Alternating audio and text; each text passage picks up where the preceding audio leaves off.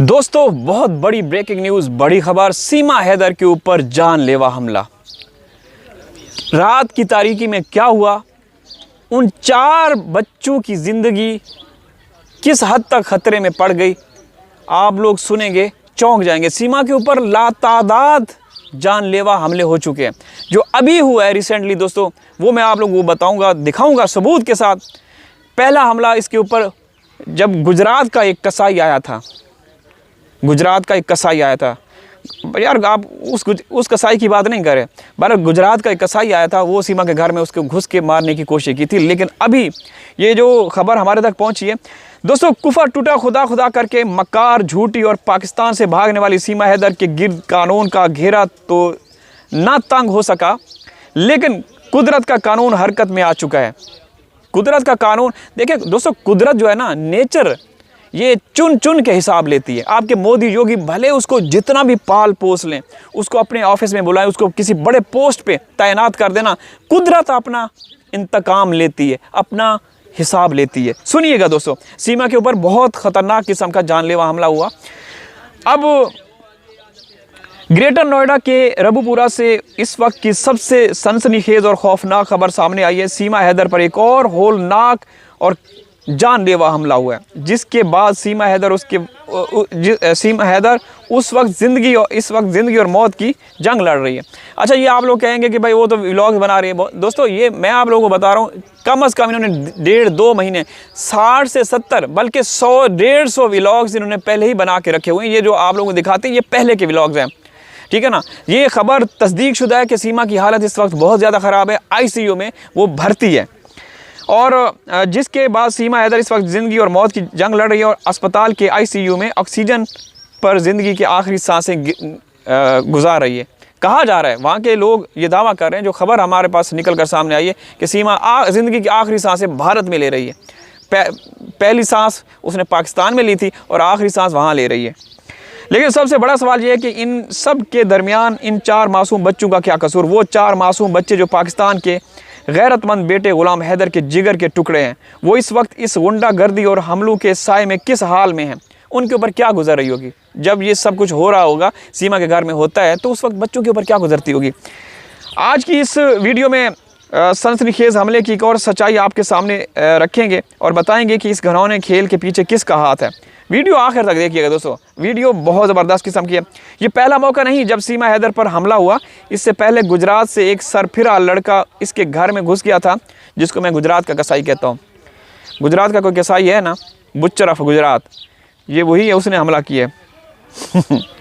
तो भाई butcher of Gujarat ने जो सबसे पहला हमला हुआ, वो उसी सरफिरा लड़का घुस कर, मकामी लोगों ने भी पथराव किया था, जो रबुपुरा के लोग हैं।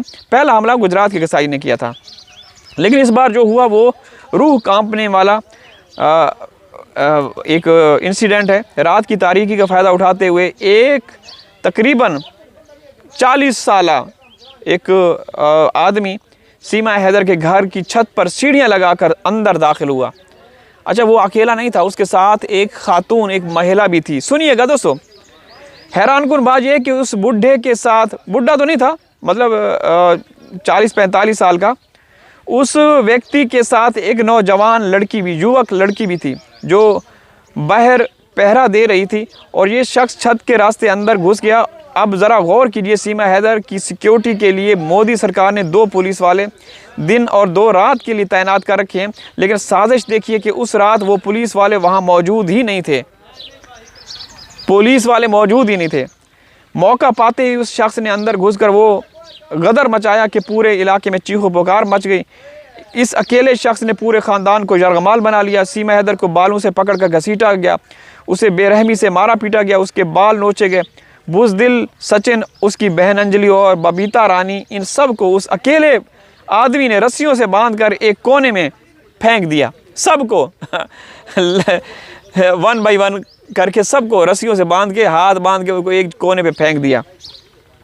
जब पड़ोसियों ने चीखो पुकार सुनी तो पुलिस को फ़ोन किया, लेकिन तब तक बहुत देर हो चुकी थी। जो हमलावर मौका पाकर फ़रार हो गया। इस वहशाना मारपीट के बाद सीमा हैदर की हालत इस हद तक तशवीशनाक हो चुकी है कि उसे एम्बुलेंस के ज़रिए अस्पताल मुंतकिल किया गया, जहाँ उसे ऑक्सीजन लगी हुई है और वो ICU में दाखिल है। या अल्लाह सुन ले सबकी, सुन ले या अल्लाह सबकी सुन ले। समझने की कोशिश करें, हम दिल में दुआ मांग रहे हैं कि उसके साथ वो हो जाए, सब जितने भी जिनको यरगमाल बनाया हो ना सब निकल जाए। दोस्तों, इस हमले की और बाहर खड़ी लड़की की CCTV फुटेज सामने आ चुकी है और जो इंकशाफात हो रहे हैं वो चौंका देने वाले हैं। ये शख्स ग्रेटर नोएडा के उसी अस्पताल का मुलाजिम है जहां सीमा हैदर ने शुरू में अपना इलाज करवाया था। ये आदमी जो 40-45 साल लड़का है, आदमी है, बुढ़ा है, जो भी आप बोलें, तो ये ग्रेटर नोएडा के एक हॉस्पिटल है उसमें काम करता था। अच्छा, सूत्रों की माने ये सारा झगड़ा पैसों के लेन देन का है। सीमा हैदर जो भारत में बैठकर खुद को मलका समझती है, उसने उस शख्स से लाखों रुपए उधार लिए हुए थे और जब उस गरीब ने अपने पैसे वापस मांगे तो सीमा ने अपनी रिवायती मकारी दिखाई और पैसे देने से मुकर गई। इस गुस्से में उस शख्स ने कानून को हाथ में लिया और घर में घुसकर अपना गुस्सा निकाला। हैरत है कि चौथा साल शुरू हो चुका है, एक गैर कानूनी औरत वहां बैठकर लूट मार मचा रही है, लोगों के पैसे खा रही है और वहां का सिस्टम खामोश तमाशाई बना बैठा है। सलाम है ऐसे सिस्टम को। ये तो भाई दुनिया का सबसे बड़ा डेमोक्रेटिक कंट्री, उसमें ये हाल है, हाँ? दोस्तों, यहाँ एक और बहुत बड़ा सनसनीखेज एंगल सामने आ रहा है जिस पर खामोश नहीं रहा जा सकता।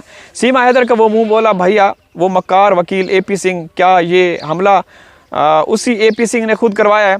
ये भी एक पहलू है। देखें, जो भी ये चाल चलते हैं, ये केस को लटकाने का भी हरबा हो सकता है, चाल हो सकती है।